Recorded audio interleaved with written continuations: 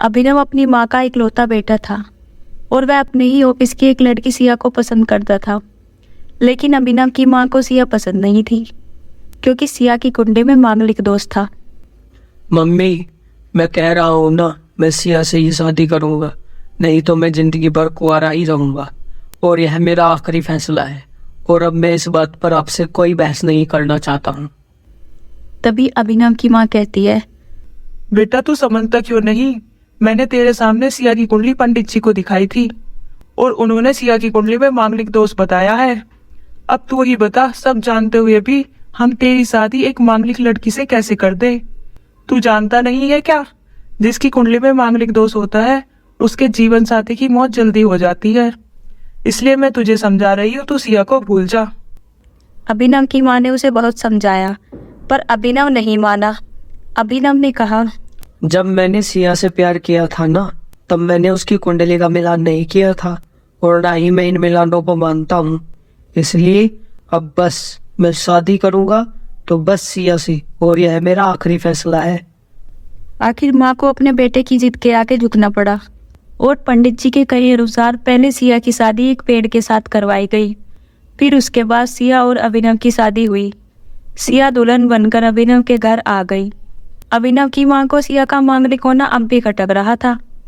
घर में कुछ भी परेशानी आती तो उसका सारा दोष सिया पर ही डाल दिया जाता। लेकिन सिया एक पढ़ी लिखी और संस्कारी लड़की थी, इसलिए सिया अपनी सासू माँ की बातों को कभी दिल से नहीं लगाती थी।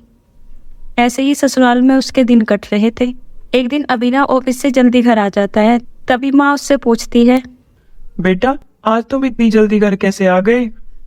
माँ, आज सुबह से ही सर में दर्द और शरीर में बहुत कमजोरी लग रही है। इस वजह से ऑफिस में काम करने की हिम्मत नहीं हो रही थी मेरी। अच्छा, चल बेटा जल्दी कर, हमें डॉक्टर के पास चलना चाहिए।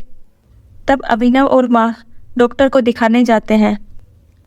डॉक्टर साहब जरा देखिए तो अभिनव को क्या हुआ है? इसको बहुत कमजोरी महसूस हो रही है। डॉक्टर अभिनव को देखता है और बताता है, अरे माँ जी, अभिनव को पीलिया हुआ है, लेकिन चिंता की कोई बात नहीं है। मैं कुछ दवाइयाँ दे देता हूँ, जल्दी ठीक हो जाएगा। डॉक्टर को दिखाने के बाद जैसे ही दोनों घर आते हैं, माँ जोर जोर से चिल्लाना शुरू कर देती है। जब से यह लड़की हमारे घर में आई है तब से हमारे घर में परेशानियां और बीमारियां भी साथ में लेकर आई है। इसके तो कदम ही अशुभ हैं। अब देखो, इसके मांगलिक होने का दोष मेरे बेटे पर भी असर करने लगा। कल को अगर मेरे बेटे को कुछ हो गया तो इसका जिम्मेदार कौन होगा? आज तो सासू माँ की बातें सुनकर सिया को भी बहुत गुस्सा आ गया। मम्मी जी प्लीज, और कितना नीचा दिखाएंगी आप मुझे?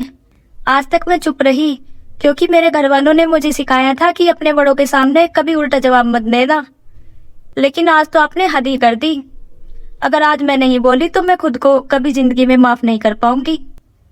मम्मी जी, अगर आपको पंडित जी की बात पर जरा भी भरोसा नहीं था तो उनके कहने पर आपने मेरी शादी पेड़ से क्यों करवाई? दोस्त मेरा मांगलिक होना नहीं, आपकी बहू होना है। घर में जब भी कुछ उल्टा सीधा होता है आप उसका दोस्त सारा मुझ पर ही डाल देती है। सिया की कही हुई बातें माँ के दिल पर लगती हैं और उन्हें मन ही मन पश्चाताप भी होता है और वे सिया को कुछ नहीं कहती। थोड़े दिन बाद अभिनव ठीक हो जाता है और ऑफिस जाने लगता है। 1 महीने बाद अभिनव की सैलरी भी बढ़ जाती है।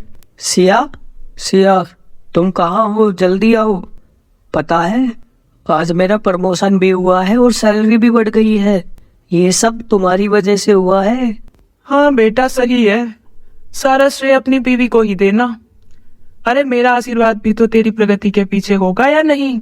माँ, इस बार सिया का मांगलिक दोष मुझ पर और मेरी तरक्की पर नहीं लगा। और जब हम बुरी चीजों का क्रेडिट सिया को देते हैं तो अच्छे कामों का क्रेडिट भी तो सिया को ही देना चाहिए ना। इसलिए आज सारा क्रेडिट सिया को जाता है। अभिनव, क्या तुम भी मुझे ऐसा ही समझते थे? अरे नहीं नहीं सिया, मैं तो माँ को समझाना चाहता हूँ कि हमारे जीवन में सुख दुख आते ही रहते हैं, इसलिए हमें आपस में एक दूसरे को दोष नहीं देना चाहिए। हाँ बेटा, तू सही कह रहा है। मुझे भी तेरी तरक्की देखकर ऐसा ही लग रहा है कि सुख दुख तो आते रहते हैं। आज के बाद मैं बहू को किसी बात का दोष नहीं दूंगी। यह सुनकर आज सिया बहुत खुश थी क्योंकि आज सिया की सास ने उसको दिल से अपनाया था।